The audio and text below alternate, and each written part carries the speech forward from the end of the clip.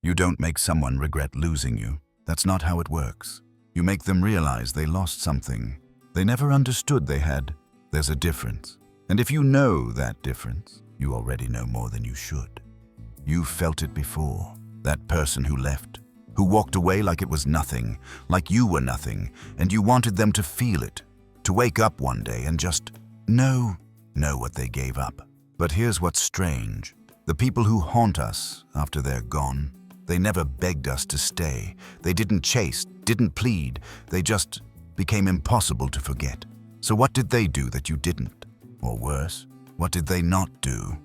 There's a concept in behavioral psychology called intermittent reinforcement.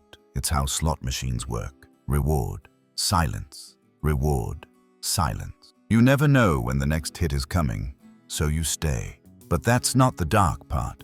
The dark part is this. When someone becomes unpredictable to you, when they stop being available, stop being consistent, your brain doesn't let go. It holds on harder. Because uncertainty doesn't feel like loss. It feels like unfinished business.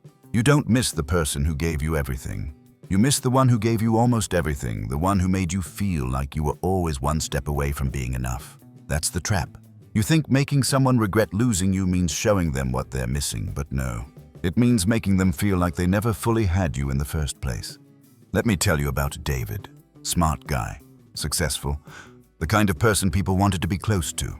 He dated a woman named Simone for 3 years. And Simone, she loved him, openly, fully. She was there, but David had a pattern. He'd be present for weeks, attentive, deeply connected, and then he'd just vanish. Not physically, emotionally. He'd go quiet, distant, unreachable. She'd panic, reach out, try to fix whatever was broken, and just when she was about to leave, he'd come back, warm again, like nothing happened. "I'm sorry," he'd say. "I've just been in my head," and she'd forgive him. Every time. Because in those moments when he was there, it felt like the only real thing in the world.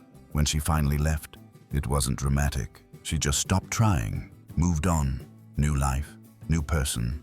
But here's the thing. David didn't chase her. He didn't need to. Because 6 months later, she texted him, just, "I heard that song we used to listen to." And you know what David did? He waited 3 days, then replied, "Yeah, that was a good one." Nothing more.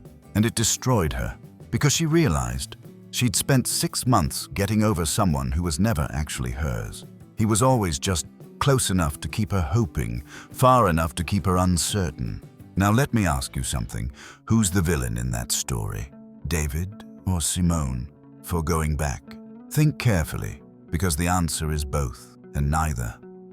Here's the truth they don't tell you. Making someone regret losing you isn't about becoming better. It's about becoming inaccessible. Not in a petty way, in a way that makes them realize they never actually knew you. You were always more than what they saw. And now they'll never know what that was, because the person they think they lost was only a version.